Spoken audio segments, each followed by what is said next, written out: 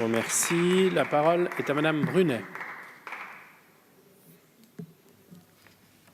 3, sur lequel nous nous apprêtons à discuter, constitue l'une des pierres angulaires du projet de loi de bioéthique en ouvrant son chapitre 2 relatif à la reconnaissance et à la sécurisation des droits des enfants nés d'une AMP.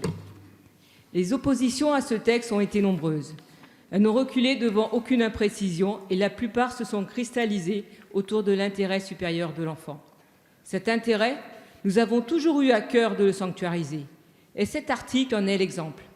En effet, avec cet article 3, nous ouvrons l'accès aux données non identifiantes et à l'identité des tiers donneurs.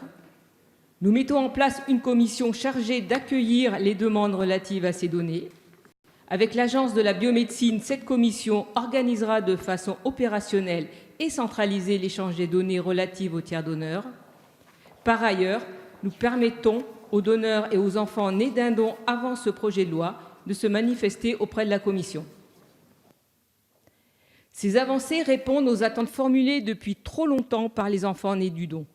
Permettre l'accès aux origines, c'est faciliter la construction de son identité et de son épanouissement personnel, mais c'est aussi permettre l'amélioration de l'accès aux données médicales pour les soignants.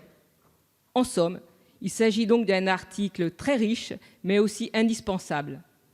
Ouvrir l'accès aux données non identifiantes et à l'identité du tiers donneur, c'est consacrer un droit presque fondamental pour les enfants issus d'une AMP.